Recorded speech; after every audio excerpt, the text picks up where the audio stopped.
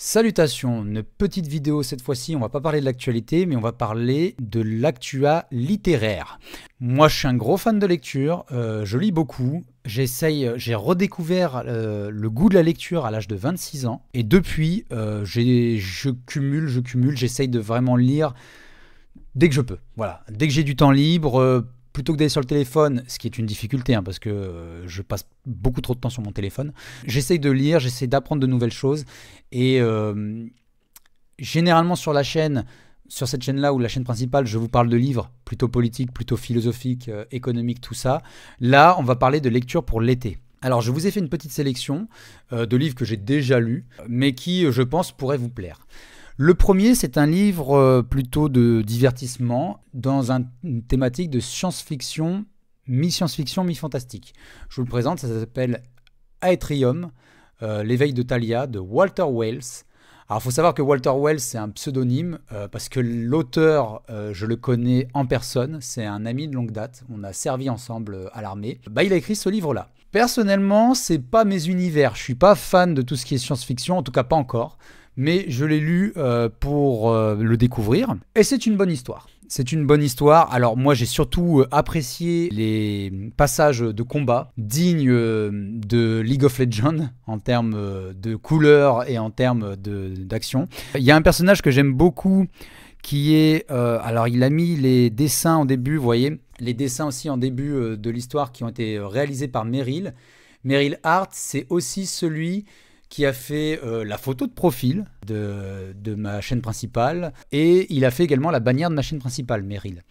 Et il a fait quelques dessins pour quelques-unes de mes vidéos, notamment le Père Joseph ou mon texte sur la sagesse et la solitude. Et donc oui, il y a un personnage que j'aime beaucoup qui est le personnage de King et ceux de Virgile.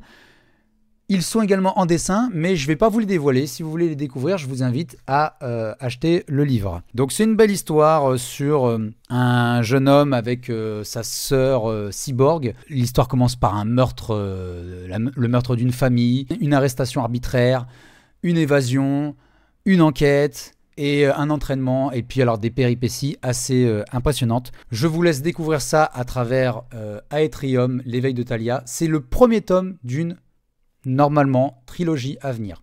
Et d'après ce qu'il m'a dit, l'auteur, le deuxième tome est déjà quasiment achevé et devrait sortir, je crois, d'ici la fin de l'année. Donc une première idée de lecture pour cet été. Deuxième idée de lecture, c'est là plutôt un thriller politique qui a été écrit par un autre auteur que je connais personnellement, que je vais vous présenter après, qui s'appelle Le Grand Scandale. Le Grand Scandale, donc édition Fayard, là c'est un livre... gros format que l'auteur d'ailleurs m'a dédicacé. Voilà, du coup maintenant vous connaissez mon prénom. Et donc Jean-Christophe Picard, à la base, c'était le président de l'association Anticorps. Il a été président de cette association pendant des années. D'ailleurs, en tant que président de cette association, il avait écrit La colère et le courage, plaidoyer contre la corruption pour une république éthique. Là, on est vraiment sur un texte politique, on est sur un texte de vulgarisation des conséquences de la corruption politique, des coûts financier de la corruption politique et comment lutter contre. Alors Anticorps, c'est l'association qui porte devant, qui en gros traque les criminels en col blanc. Voilà, les détournements de fonds, les gens qui se servent dans la caisse, les gens qui utilisent vos impôts pour se payer des services personnels.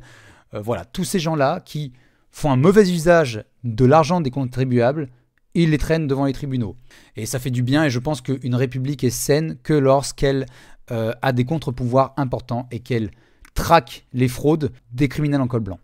Et donc dans le livre Le Grand Scandale, c'est un roman thriller politico-policier qui met une héroïne, une présidente d'association anticorruption comme héroïne. Ça se lit très facilement, ça se lit très bien. Moi je l'ai lu en quelques jours, les chapitres sont courts, l'histoire est bien construite, les personnages sont attachants, l'histoire globale, l'intrigue globale, elle est plutôt bien menée. Je vous invite à découvrir ce livre, je vous invite à découvrir les deux livres de Jean-Christophe Picard, et je vous invite à découvrir l'association Anticorps, et pourquoi pas à y devenir adhérent. Et enfin, je vais vous parler de deux lectures que j'ai faites, il y en a une qui date de l'année dernière, il y en a une là que j'ai faite tout récemment.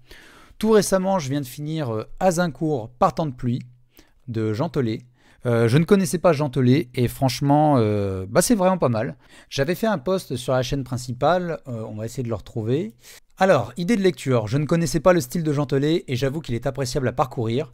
Ici, l'auteur nous raconte les prémices de la cinglante et honteuse défaite française, forte de plus de 10 000 hommes face à des envahisseurs anglais, certes en tort, mais surtout 5 fois moins nombreux et démoralisés. Et il raconte avec moult détails et figures de style comment l'arrogance de la noblesse couplée à sa bêtise traditionnaliste, et le tout couvert par une météo et un terrain défavorables, finiront par marquer l'histoire tant l'impact de la défaite sera profond. Par des personnages hauts en couleur, notamment Fleur de Lys, qu'ils soient chevaliers bariolés ou même ceux qui combattront nus, oui, il y a des combattants à poil dans l'histoire, la bataille d'Azincourt façon télévision, je suis content de mon jeu de mots, est une lecture divertissante, riche d'enseignements sur les conséquences d'une arrogance trop élevée sur un champ de bataille mal préparé, même pour une armée perçue comme invincible.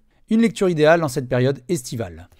Donc, je vous invite à découvrir Azincourt par temps de pluie et Jean Telet d'une manière générale. Il y a quelqu'un qui, en commentaire, m'avait conseillé une autre lecture de Jean Telet, qui est ici.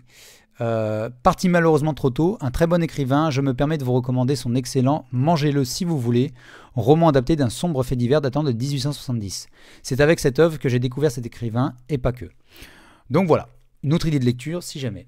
Et enfin, dernière idée de lecture, une lecture que j'ai faite l'année dernière, mais j'étais tombé dessus dans les rayons de la FNAC et j'ai mis du temps avant de le commander et finalement de le lire. Mais j'en étais très content. C'est un roman historique, La Caravane du Pape, d'Hélène Bonafou Murat. Experte en estampes et romancière, voilà. Avec La Caravane du Pape, elle signe un roman épique, poignant et sensuel. Une méditation subtile sur la grandeur et la vanité de la connaissance. Donc en fait, c'est l'histoire d'un envoyé du Vatican qui, lors de la réforme protestante et de la lutte contre les protestants de la part de l'Église catholique, va aller récupérer une bibliothèque très importante dans une ville protestante pour en ramener les livres et les œuvres littéraires vers la bibliothèque vaticane. Donc c'est littéralement une spoliation. Voilà. Ils ont été spoliés, la bibliothèque d'un protestant, d'un noble protestant, pour la ramener dans les églises catholiques. Et donc c'est l'histoire de cette caravane, avec ses péripéties, avec ses attaques, avec ses trahisons internes, avec sa garde rapprochée, avec ses difficultés de voyage. C'est bien écrit, c'est bien raconté, et puis moi qui adore la lecture, qui adore l'histoire autour des livres, et des enjeux du coup autour de la connaissance, j'ai trouvé ce livre vraiment sympa, je l'ai beaucoup apprécié et ça fait partie de mes histoires, de mes livres historiques favoris. Voilà, moi je le conseille à tous ceux qui aiment les belles histoires, les belles péripéties historiques. Je vous invite à les découvrir. Je vous mets des liens pour commander ces livres en description. Il y aura des liens Amazon qui me permettront d'avoir un pourcentage sur vos achats sans que le prix ne change pour vous. Mais je vous ai aussi mis un lien vers lalibrairie.com qui est un site sur lequel vous pouvez commander et vous faire livrer chez votre libraire favori s'il est dans le réseau.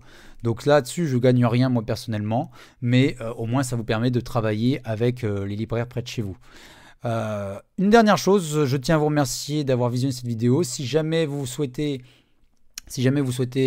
soutenir la chaîne, vous pouvez partager la vidéo, liker, commenter, mettre vous-même vos idées de lecture en commentaire.